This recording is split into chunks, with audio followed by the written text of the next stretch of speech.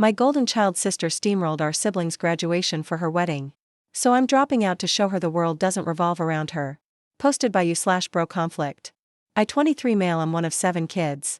There's Lydia 31 female, Josh 28 male, Leo 25 male, me, then Aaron, 21F, Nadia 18 female, and the surprise child Lexi 4.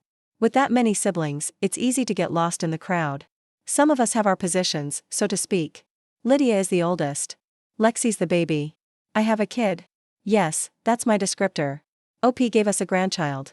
And Erin is the golden child. She was the last planned child, the one supposed to tie up our family. She was born premature, so I understand that my parents coddled her to an extent, but it's more than that now. Erin's getting married and recently told us that she's brought the date forward due to a cancellation. No big deal. It just means they're getting married sooner. But the new date lands on the day of Nadia's high school graduation. Erin was sympathetic, but said she's already committed to the date. They've printed the invitations. My parents normally go overboard for our high school graduations, but they said they just have to miss Nadia's. We were all sympathetic, thinking it wasn't intentional, or so I thought. But Nadia later told me and Leo that she was there when Erin got the call about the cancellation and told Erin that she was graduating that day. But Erin just laughed and accepted the date anyway. This, as much as I hate to admit it, sounds like a very Erin thing to do. She booked her engagement party for the night of Nadia's 18th birthday. Luckily, she wasn't celebrating until the weekend. She announced her engagement at my oldest sister's wedding anniversary. Everything is about her. I confronted Erin about this and she said that Nadia's high school graduation didn't matter. She wanted to get married to the love of her life sooner and our family had been to plenty of high school graduations at this point anyway. She said something like, "We still have Lexi, but here's what gets me the most. Nadia's been looking forward to this for so long. She's watched all of us graduate and have these huge celebrations thrown by our parents." I asked Nadia what she wanted, and she said she wanted to have her day. So, I told my family that Nadia and I won't be attending the wedding. Leo has also dropped out. Everyone's angry. Erin's furious, and I didn't make it better by telling her that I could watch our other siblings get married since it's all the same in her eyes.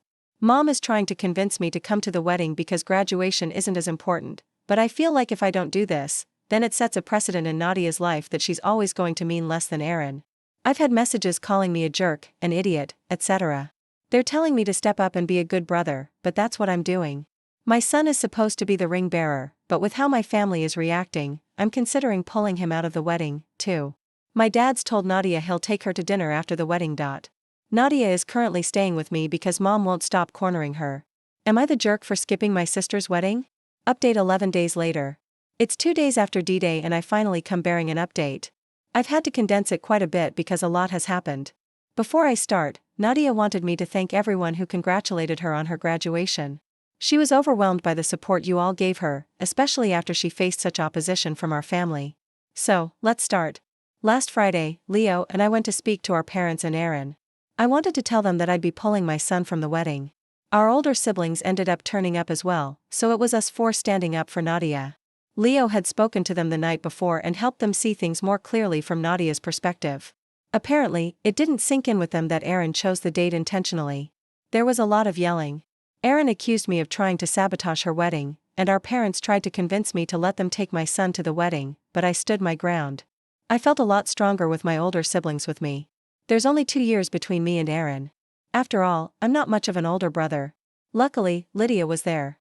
Her words carry more weight as the eldest, and she didn't give Erin or our parents room to argue as she told them that Erin chose the date intentionally, admitted as much in front of me and Leo, and that this was normal behavior for her. Lydia told them that if they continued to favor Erin so blatantly, the rest of us would go no contact, and Lexi would likely follow in the future. Our dad started yelling. Not at us, but at Erin, surprisingly. I've never seen him so angry before, and to see it directed at Erin was shocking. Our mom asked us to leave. We didn't hear from anyone on that side until Monday when Erin's fiancé, George, asked to meet us at our parents'. He apologized to Nadia. He didn't know that the wedding and graduation overlapped, nor did he know that it was something Erin did on purpose. Our dad was the one to tell him. What followed was a long talk between us during which we all aired our grievances. I told our parents that we all felt they valued Erin more. That none of us mattered to them compared to her. Her artwork always went up on the fridge. Ours always went in the drawer type thing. I told them that as a parent, I could never imagine treating my child like that. Erin tried to argue. She tried to tell us that we were trying to turn her into a bad guy, trying to turn our parents against her, trying to sabotage her wedding. Our mom told her to be quiet, that it was our time to talk. George stepped in to tell us that he didn't expect us to attend the wedding, but we were welcome to attend the reception. He went so far as to say that he wished he could have cancelled the wedding altogether, but it only cost him more money than he'd spent by bringing it forward. Mom's willingness to hear us out lasted less than 24 hours. By Tuesday, she was begging us to reconsider. Apparently, our feelings meant nothing in the face of Aaron's dire stress and the fact that people would be questioning our absence on the big day. I haven't spoken to my mom since, but I did ask my dad to bring me some of Nadia's things because she is going to be staying with me full time. We have officially gone no contact with our mother. Dad took Nadia out for an early graduation celebration on Wednesday. They had a daddy-daughter date that I think she really needed. He apologized for a lot of things and told her he wanted to do the same with the rest of us. But Wednesday was about her. I'm happy she got that one-on-one time with him. She was happy coming home to me. In our sibling group chat, she said that she really thinks Dad is going to try to mend bridges with us, even if Mom won't. Dad also turned up early yesterday morning, I'm talking 6:30 a.m., to give Nadia flowers. He told her that he was proud of her. George even called while he was getting ready for his big day to congratulate Nadia, which I really appreciated. We didn't hear from Mom or Aaron. Our paternal grandma ended up coming to the graduation with us. It was a great day. Like a really great day. We didn't think about the wedding. Didn't think about Aaron. We just had fun together. My son got to wear his aunt's cap and gown and nearly drowned in the fabric. Our grandma tried on the cap, too. We took photos and sent them to our dad, who posted them in a Facebook post he wrote to congratulate both Aaron on her wedding and Nadia on her graduation. And we laughed about how it must have pissed off our newly wedded sister. We went out for dinner and we as siblings gifted Nadia money for a week away with her best friend, which somebody suggested in a comment on the initial post. I texted George my congratulations. Despite everything, I do hope he and Aaron are happy together. While she might not love us, I don't doubt that Aaron loves him. Yes, she wants her spotlight in her moment, but I don't think she's marrying him just for that. Bringing the wedding forward, sure, that's a hugely malicious tactic to bring herself more attention. Marrying him for the sake of having a wedding. She isn't that type of narcissist. As of right now, I plan on staying no contact with my mom unless she makes some big changes. This is a sentiment shared not only by the majority of my siblings, but is also encouraged by our dad and grandma. She's tried reaching out to me and my partner, mostly berating us for not attending the wedding and accusing us of planning to keep her grandchild away from her. At the moment, our summer looks busy. We're planning on filling it with as many family outings as possible before Nadia leaves for college. We've also got Josh's 29th birthday to plan. Our dad's even joining in. This might cause a bigger rift between him and Mom, but for now at least, it looks like we're his priority. Lydia's threat really did something to him. Thanks to everyone who left comments on the original post. I know they really cheered Nadia up when she was worrying about whether or not she was doing the right thing by choosing herself. Part of me wishes we could have taken this stand earlier, but it took us a while to find our voices. Looking into the future, I do see 2 empty spaces at my own wedding, but I also see 5 siblings cheering me on. I'm happy with that. Second update 5 months later. It's been about 5 months since I last posted, and I've had some requests for an update, so I figured I'd sit down and write one up. Bear in mind, a lot can happen in 5 months, and that's definitely true for this. Let me start off with July. Aaron and George went on their honeymoon, and their absence sent our mom into a frenzy.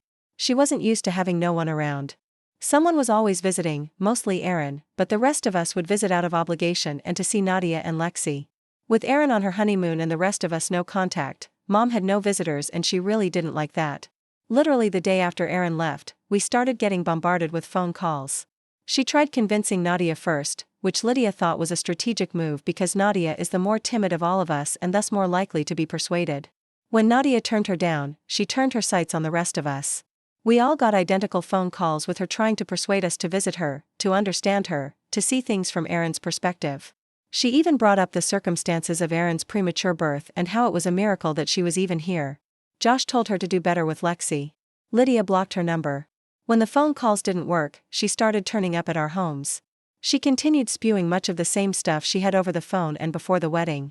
She didn't understand what she'd done so wrong, why we were treating her like this. She called me ungrateful and disrespectful. She accused us of harboring unnecessary jealousy towards Aaron and said that she loved us all equally. I didn't respond to these comments. I was just trying to prevent her from going inside and saying the same things to Nadia, who was with my partner and son in the living room. Her comments didn't deserve a response. And when she was done, I asked her to leave as calmly as I could. But truthfully, I felt a little like crying. But who wouldn't feel crappy with their mom yelling in their face like that? Trying to downplay years of pain and calling it unnecessary jealousy. My siblings and I have been let down time and time again by her and our dad ever since Aaron was born. They missed out on so many things over the years, both big and small. But we had one thing that they never missed. And we were happy with just that one thing, and that was our high school graduations. But they couldn't give that to Nadia. All we had were our high school graduations. They missed Josh's college graduation because Aaron broke her leg. It was an accident, I get that, but they never made it up to him. They never celebrated this huge achievement afterward, and he just had to grin and bear it. Our mom didn't turn up to my partner's baby shower after making such a huge fuss about it because Aaron didn't want to go and wanted them to get their nails done together instead. But our jealousy is unnecessary. Sorry. I don't know how I managed to stay calm when she was yelling at me, but I did. Asking her to leave made her switch tactics though, and she started calling out for my son, trying to coax him to go to her and telling me that she had a right to see her grandson. My partner stepped in then because she was seething and took my place at the door. Mom yelled some more, but she left when my partner threatened to call the cops. Mom repeated this song and danced with my older siblings, but similarly got nowhere with them. Then came the Facebook posts. Indirect rants about ungrateful people and how shocking it is that some kids could turn against their parents so easily. Erin somehow got involved while on her honeymoon and called Lydia to scold her for being mean to our mom. But as I've said before, Lydia is angry and she's had enough. Whatever she said to Erin prevented her from calling the rest of us. There was then a Facebook post about how much it hurt to be kept from a grandchild. Now there were no names mentioned, but there is only one grandchild and that is my son. My mom's sister called me. There was yelling. I blocked the number. I know Dad was trying to convince our mom to just leave us alone. He kept apologizing because she just wasn't listening to him. Erin came home after 2 weeks. She tried reaching out to Lydia again asking for us all to talk because, and this is a quote from Lydia. Clearly, we all have some issues to work out. We did not turn up. Erin was very angry at that because she's not used to us turning up for her. July wasn't all bad, though. While our mom was on a rampage, our dad was still trying to do better by us, and he's improved a lot. In July, he and I went out for a meal together, just the two of us, and grabbed a drink, and he apologized.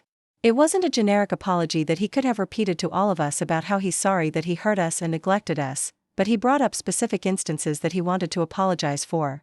He thought back on all those years and picked out moments that he wanted to apologize to me for.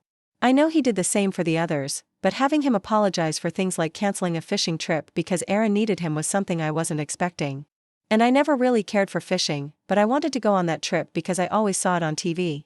You know, I'd always see a dad and son fishing together, and I wanted to have that. I wanted Dad to prove that I was a priority to him somewhere deep down. It didn't happen, and I never asked again. But we went fishing in July. What started as a trip between the two of us soon grew into a family day out when my siblings expressed an interest in going fishing, too. My brothers first, then Nadia, and even Lydia, who hates the smell of fish. Dad brought Lexi, and I brought my son, and it was great. It was one of the best days of my life. I suck at fishing, but I'm pretty great at collecting seashells. It was brilliant. Our parents did end up arguing when Dad went home. I wasn't there, so I don't know every little detail. But from what Dad told me, the argument was mostly because Mom didn't understand why we were still in contact with him and not her. She found it insulting that we were repairing our relationship with him. She was angry that Dad wasn't pushing us to forgive her or why he wasn't stopping us from acting out. She was angry that he didn't extend an invitation to her and Erin for the fishing trip. And she was even angrier when he explained that their presence would make us uncomfortable. Josh turned 29 at the end of July. We booked an escape room for the 5 of us siblings. Then we met our dad and partners for dinner that evening. Josh introduced us to his new partner for the first time. All of our attention was on Josh. The day was completely about him, which was a first for our family. Then there was a party thrown for him by his friends, which I came out of with a massive hangover. Mom started giving us the silent treatment in the middle of August. Dad moved out in September. While we were getting the silent treatment, Dad was bearing the brunt of her anger and it really took it out of him. He was trying to do better by us and she was trying to villainize us, and he ultimately told her that if she didn't take accountability for her actions soon, then he'd be contacting a lawyer. Mom didn't take him seriously. He's been staying in Lydia's guest room since. Mom doubled down and said that he was blind for not seeing how we were manipulating him. Unlike the rest of us, Dad obviously still has regular contact with Erin. And according to him, she's even told Mom to reconsider. Unsurprisingly, Erin's involvement is what got Mom to relent. I'm not sure if she's thinking about how she's treated us or if she's silently stewing. I know she asked Dad if he's going to move back home, but he said that it was better for them to have space right now. Personally, I'm struggling to see an outcome where our mom sincerely admits that she was in the wrong. I think she'll say it just to get Dad back home and the rest of us talking to her again. I don't think she'll ever hold us to the same level as Aaron. In brighter news, there's officially less than a year left until my own wedding. Currently, there is no place for my mom or Aaron. My partner, Jade, and I are having our fathers wear ties that match me and my groomsmen, something I originally didn't plan to do, but I'm happy with the change. Nadia settled in at college. She's made some new friends with kids in her classes, and she's enjoying it. She's happy. Even though we have an active group chat, she FaceTimes me every few days just to talk. Most of what she says I've already read in the group chat, but I'm always willing to listen to her stories again. Nadia never used to talk this much. She looks a lot happier now than she did 5 months ago. I think that's everything. I'm sorry for the novel, but like I said, a lot can happen in 5 months. Third update 7 months later. So, it's been about 7 months since my last update, and I thought one was well overdue. I actually intended to sit down and write one out a few months ago, but life got in the way. A lot has happened. Most of it good, some of it not. I'm sure you can guess what or who the reason for the not-so-good moments was. Mom was silent through Lydia's birthday in October, but made a huge song and dance for Aaron's in November. None of us make it a habit to check her social media accounts, and honestly, we'd have blocked her if it weren't for Lexi, but Leo sent a screenshot in the group chat about a post she'd made. The post essentially painted Aaron as the perfect child, her precious angel, and said how she'd always be proud of her. She didn't even mention Lydia on her page at all during her birthday, but I can't say I'm surprised. Thanksgiving was different, but fun. We all drove out to our paternal grandparents' place a few hours away to spend it with them. Technically, it was supposed to be an in-law year since Jade and I tend to switch who we spend it with so that neither one of our families feels left out. But she suggested we switch it up this year so I could be with my siblings on the first big holiday since the fallout. My in-laws are great people and have been really supportive throughout all of this, and I'm really grateful for them, too. Mom didn't reach out to us on the day, but I could tell she was fuming. It didn't help that she was being asked questions after Lydia posted a Thanksgiving Day photo that didn't include her or Aaron. In December, she started a group chat with all of us and Dad, essentially telling us it was time to stop this petty drama and focus on family. But none of us are stupid. We all know she wanted to show off her picture-perfect family over Christmas. And how could she do that when all but 2 of her children can't stand to be near her? Aaron was in the group but didn't speak up, which was odd for her, but none of us really thought much of it at the time. Dad said he'd swing by to see Lexi, but he had no interest in spending Christmas with her until she was ready to admit to the pain they'd caused us. A week later, my birthday also went ignored by her, but that was fine. It only proved that she had no intention of admitting she was the bad guy. She got more desperate as Christmas drew closer. The messages and phone calls started up again, but I could ignore those for the most part. What I couldn't ignore was coming home from work to find her on my doorstep. She told me she'd been waiting for ages, like I was expecting her visit and had done it intentionally, which honestly I probably would have given the state of our relationship. I'm just grateful my family wasn't home. Jade was on her way back from work herself and our son was with her parents. I didn't want to invite her inside, but honestly, given how desperate she looked, I also didn't want to deal with her where my neighbors could see. This woman told me that Christmas was about family and forgiveness. She told me I was taking it too far by keeping her grandson away from her and how confused he must be without her. She said it like I was using my son to punish her. I told her it was better this way because we all knew what would happen if Aaron had a child someday. My son would be pushed to the side like the rest of us were and I didn't want that for him. She said I was being ridiculous and once again used that line, "I love you all equally." I asked her to leave because nothing was changing my stance and I wasn't going to be spending Christmas with her. She got angry. She started yelling and while I want to say I kept my composure, I didn't. I started yelling, too. The more I yelled, the more worked up I got to the point that I started shedding tears. Reddit, this was years of hurt rushing to the surface. I don't think I will ever understand how she can claim to love us all equally, but tell her crying son to stop being so dramatic. She left only when Jade came back and saw the state I was in. Jade's little but fierce and would do anything for me and my son. And I swear my mom left terrified of her that day. The social media posts picked up again. She played victim, shared posts about children not respecting the sacrifices mothers make for them and stuff like that. She posted how we didn't appreciate all that she'd done for us, but we all ignored it. We did our own Christmas. Jade, our son, and I visited the in-laws on Christmas morning, watched our son and nieces open their presents there, and then went over to Lydia's house. She offered to host us all this year. Dad took his place in the kitchen, joined by his assistant chefs Josh and Lydia's husband. We didn't see our mom or Aaron until January.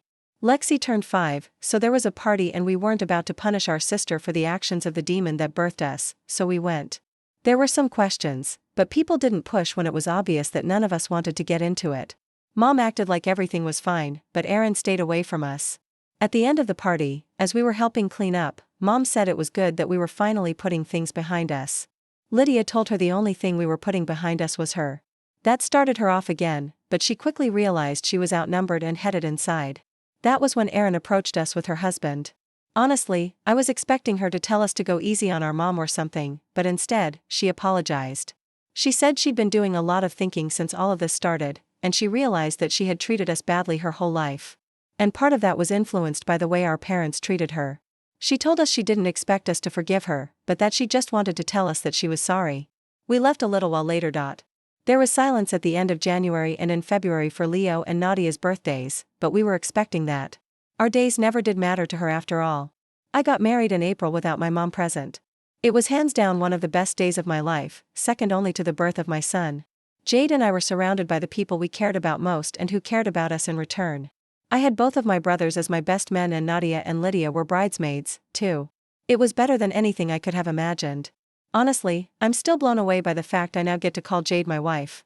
It's been amazing. But I'm sure you're all wondering how my mother handled this. And I can tell you plainly that she did not handle it well. Truthfully, when we sent out invitations, part of me hoped that the news just wouldn't get back to her. I hoped that it would go smoothly enough that I wouldn't actually have to talk to her about this decision, but of course, that'd be too easy. She showed up a few days later, banging on my door, demanding I talk to her. I went out. I didn't let her in despite knowing that the neighbors could see us, and that was solely because I didn't want her inside my home where my son was. I didn't want her scaring him like she was undoubtedly doing. She demanded to know what I was playing at, how I could be so cruel, how I could exclude her from such a special day. I told her plainly that my wedding was a day for me to celebrate with my close loved ones, and she wasn't someone I considered close or a loved one anymore. She'd made her bed. She had to lie in it. Part of me worried that she'd turn up at my wedding. She came by the house a few more times, but stopped when I threatened to call the cops. I didn't do it sooner because I guess I'm soft at heart and didn't want to see my mom in any trouble. But every time she showed up to spew some nonsense about me being a terrible son for doing this to her, it drained me. There were social media posts, of course. I had relatives reaching out to tell me I should invite her, asking what kind of son I am, etc. But they stopped when I told them I'd take back their invites, too. No one mentioned her at the wedding, and she didn't try showing up. She did, however, try to prevent Lexi from being a flower girl like I promised. But Dad quickly nipped that in the bud, which takes me to the next point. My parents are officially over. Dad sent her divorce papers sometime in February, and I don't think he's looking back at all. This is something that also shocks me because this time last year, he was much the same as she was. He was someone who cared more about Erin than any of us, someone who brushed off our achievements if they somehow interfered with hers. And now he's an advocate for us. Every time Mom posted something on social media belittling us, he responded with a post uplifting us. I never imagined having such a good relationship with my dad, but here we are. We helped him move into his own place back in March. He's a new man, honestly. He's worked out a 50-50 custody agreement for Lexi because as much as he'd be happy to have full custody, he wants to believe that she can change like he did. He has said, however, that if he catches even the slightest hint of Lexi being mistreated like we were, he'd be filing for it. In the case of my siblings, life has been going well for them, too. Leo got a raise at work and has adopted a dog that my son is obsessed with to the point that I think we may need to get a dog ourselves. Haha. Josh and his partner are going strong. He fits right into our family, and I couldn't be happier for Josh. He's found someone who really cares about him, and I can tell he's in love. Maybe there will be wedding bells there soon. Lexi. Well, Lexi's 5, so there's not really much going on in her life. I think she recently made my dad join her tea party. Edit, some things I quickly wanted to add. Lexi is obviously aware that things have changed. She's naturally confused about it all. Things changed so much in the space of a year, and I can't imagine what it was like for her living with our parents when Mom was angry all the time. We've let her know that we'll always be there for her. And that we're safe spaces if she needs to talk about her feelings or if she has any questions to ask. We don't want this affecting her more than it already has. Josh is the one who's made headway on that. He works in child care and has experience in things like this. Dad is thinking about setting up therapy for her. But I'm sure you're all wondering about Nadia and Erin. Nadia's great. She's honestly thriving. I think being away from our mom, Erin, and the pressures at home has really helped her find herself as a person. She's made new friends, is excelling in class, and she's just an overall happier person, which is all I care about. She's happy. I'm happy. She's been invited to move in with my dad now that he has his own place and enough room for her and Lexi, but she hasn't decided on an answer yet. She's more than welcome to stay here if she wants, but I know that she also wants to be closer with our dad. I'll support her no matter what, and I've told her that she can try it with dad if she wants, and she can come back if it's too weird for her. Erin is another story. We are no longer no contact with her, but we are low contact. After her apology at Lex's party, Leo reached out to see if it was genuine. All of us were pretty stuck on what to do, to be honest. Erin was never someone to bow her head and apologize, but how could we know if it was genuine and not a ploy to get us to forgive our mom or something? Erin asked to speak with us in person when Leo reached out to her, and we agreed because we were curious to see how it would go.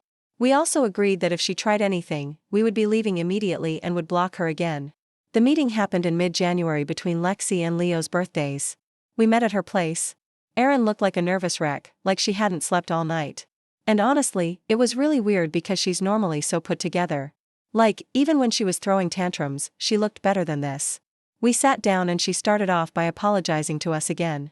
She said that she was needlessly cruel and unfair to us, especially Nadia, and even apologized for trying to ruin her graduation. She said when we all backed out of her wedding, she was confused and hurt because none of us had said no to her before. She thought we were closer than that, but realized now that it was one-sided. She thought we were close, and we just wanted to be as far away from her as possible. We asked our questions, and she answered everyone. Why did you think we were close? Because she'd been acting this way since childhood, partially encouraged by our parents' treatment of us versus her. And assumed that since none of us said anything about it, we were fine with it. Did you ever feel sorry? She didn't before this whole fiasco. It was normal for her to be the center of attention. Everything was always about her and she was trying to unlearn that. Why now? It came down to her husband. He tried talking to her a few times about her treatment of us, but she never saw an issue with it since, well, we never made it an issue before. He didn't like that response, but he loved her and she was a lot kinder outside of our family unit. So, he hoped that if he kept talking to her about it, she'd eventually stop. They fought when she announced their engagement on Lydia's anniversary, and they fought again when she booked their party on Nadia's birthday. He couldn't understand how she could be so cruel to her family. And she told him that he didn't understand our family dynamic and that we were cool with it. The stuff with Nadia's graduation damn near ruined their relationship. And I don't know how she convinced him to stay with her because George admitted he was very close to walking out the door. She said she was on our mom's side for a while because she really did think we were just acting out. We'd never been like this before, so why were we like this now? She didn't get why we were ignoring her, why we'd suddenly cut her off and admittedly had a breakdown over it. George told her we'd likely been carrying that hurt and bitterness with us for years. She said that she knew she was a brat, but didn't realize how bad she really was until George and our dad laid it all out for her. That's why she told Mom to leave us be so that we could have peace from it all. And it turns out Dad wasn't the only one bearing the brunt of Mom's anger. She was constantly blasting Erin's phone, turning up at her place, dragging our names through the mud. It got worse when Dad moved out, and suddenly Erin was all she had in the world. Mom called us awful names that Erin thankfully didn't repeat. Mom told Erin that she was all she had now. George vouched for how bad our mom was. Said he'd come home from work often to find Erin staring at a ringing phone. She didn't want to answer, but knew if she didn't eventually, then Mom would turn up at her house. I know Erin was awful to us ever since she was born, but it really hurt seeing her like this. I think she herself was a victim of our mom's behavior, albeit in a drastically different way. She said she wanted to reach out to us sooner, but knew we probably didn't want to speak to her. She just couldn't help herself when she saw us at Lex's party and needed to apologize. We parted ways conflicted. On one hand, Erin had always been selfish. She'd been manipulative and downright mean. She always found a way to overshadow us at every turn, at every achievement. Nadia's graduation was proof of that. On the other hand, she looked tired. She looked worn and she looked guilty. And I didn't want to believe that was an act put on for the sake of getting us to forgive her and then our mother. None of us were sure how to proceed, but then Jade suggested that we invite her to the wedding, or rather we invite her to the reception after everyone's eaten. We had a few friends coming at that time, too, who couldn't attend the wedding itself due to inescapable engagements. That way, if Erin did try to bring our mom, security would catch it, and we'd know for certain whether or not Erin had turned a new leaf. Reddit, Erin attended the reception. She didn't bring our mom, didn't even mention her. She and George arrived and Erin cried as she congratulated me. She told Jade she looked beautiful and hugged my son. At some point, she took Nadia aside and when they came back, they were both a little teary-eyed. Nadia later told me that Aaron wanted to apologize to her properly onion one and didn't know if she'd get another opportunity to do so. George thanked me for giving Aaron a chance. He told me that she really could be a warm, kind-hearted person. I told him I hope to meet that version of her someday. And I mean it. If Erin is truly as warm and kind and wonderful as George believes her to be, then I want nothing more than to meet that version of my sister. Now, you may be wondering, OP, you forgot to mention Lydia when talking about your siblings. That was on purpose. You see, it's a good thing Dad moved out of her spare room. She's going to need that space in a few months. And she's not the only one. I knew Lydia was pregnant because she sat both me and Jade down to tell us she was pregnant and worried about her bridesmaid dress. Even offering to step down if it was a problem. We, of course, told her not to be ridiculous and that we'd cover the cost of any alterations needed. In the lead up to the wedding, Jade told me that she planned on having Lydia make an announcement during the speeches. I foolishly assumed that Lydia was going to announce her pregnancy to our extended family. And while I was a little hesitant, I agreed since Jade wanted this. And well, at least she'd gotten permission, unlike someone would have read it. Lydia made a speech about pregnancy and how she couldn't wait to be a mom and how she was grateful to be sharing at least part of her pregnancy journey with Jade. Read it. This was how I found out my wife was expecting our second child again. I wish I could say I maintained my composure, but I didn't. I cried. I was so overwhelmed with happiness that I couldn't help myself, and I'm sure my friends will forever make fun of me for it. It felt like all the crap we've been through this past year was worth it all for that moment. To have my family rally around me in an event that I'm sure would somehow have been made about Erin and her wedding if my mom had been present. I haven't spoken much about how this past year has made me feel. Truthfully, I have felt like trash for most of it. I felt like curling up and disappearing. I felt rotten and useless simply because my mother told me I was. I felt sometimes like I couldn't show how I was feeling because Nadia was here and I didn't want her to blame herself any more than she did. I'm in therapy now and I'm not the only one and I'm healing right now. I'm happy. I'm so unfathomably happy that I can barely understand it. I'm happier than I've ever been, and I know my siblings will say the same. While our mom will probably say that our family has fallen apart, that's not true. Hers has. The family that she made has fallen apart, but ours has grown stronger. It has grown so unbelievably strong. We were a united front before, but it's like now we've upgraded our defenses. We're coming out of this with stronger relationships with each other, a real relationship with our dad, and 2 new family members on the way. This is what our mom is missing out on, and it's all her own fault. Maybe I'll update you again in the future. I'm not sure if our mom knows yet about Lydia and Jade's pregnancies, but the announcement is out there. We do have her blocked on social media, though, so maybe no one's told her the good news. Erin hasn't at least, so if anything happens on that front, I'll let you know. But for now, I'm happy with where my life is. Thank you all for your support again, and I hope you have an amazing day. 4th update, 9 months later. So, it's been nearly a year, and as expected, a lot has happened. I was thinking about leaving this another 2 months to hit the 1-year mark, but I don't trust myself not to forget. Mom found out about Lydia and Jade's pregnancies shortly after my last update, which went about as well as you could expect. Lydia and I became the targets of her rage, as did our partners. We were the worst people in existence. She turned up on my doorstep and screamed through our Ring camera that she is ashamed of how I turned out. I'm waiting for the day her words don't hurt me so much. But she is my mom and I think there'll always be a part of me and my siblings that will want her to love us. Honestly, I think she made 17 Facebook posts a minute.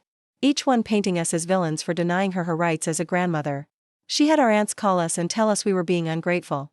One of them managed to catch Jade as she was coming home from work one day and didn't like it when Jade told her where to stick it. I have never cut contact with someone so fast. Mom had to be escorted off Lydia's property by police. At one point, too, we wanted to write it out, but when we spoke about it as a group, Lydia and I decided it was for the best that we pursued restraining orders against her. I couldn't risk the safety of my family anymore. Thankfully, they were granted, and she has thankfully stuck by it. The 4 of us haven't seen or heard from her since, but the others weren't so lucky. In July, Erin actually cut Mom off. She blamed everyone but Erin for it. It was Lydia's fault and then it was mine and then it was Naja's. It was Dad's and Leo and Josh's. Every one of us was an enemy. Every one of us but Erin. I hate that I wasn't surprised. I hate that I was used to the blame. I talk a lot about how happy we are now, but before happy we were sad and angry and hurt. I felt like dying and Josh nearly did. Parents aren't supposed to make you feel that way. I hope to God my kids never feel like this because of me. I both hate my father and love him dearly. He's trying. He's better, but he was once just like our mom. Dad applied for full custody of Lexi, too. I think we've all realized that Mom isn't going to change, and the best thing to do for Lexi is to prevent her from turning out like the rest of us. She is so young, and I cannot imagine her living through the things that we did through, possibly worse when we have already escaped. Currently, the fight is still ongoing. Mom doesn't want to give Lexi up, but because of her very public issues with the rest of us and the restraining orders, Mom only gets to have her on the weekends. Dad still isn't satisfied. Lexi started coming home from her weekends with Mom saying she doesn't want to go back. So, Dad's pushing harder to cut Mom from the equation completely. Erin has integrated further into our circle. This Erin is a lot nicer than the one I grew up with. I tell her a story and she doesn't roll her eyes at me. Doesn't tell me that nobody cares what I have to say. She isn't perfect by a long shot, but she's trying. We can tell her she's done something wrong and she'll apologize. She is in therapy.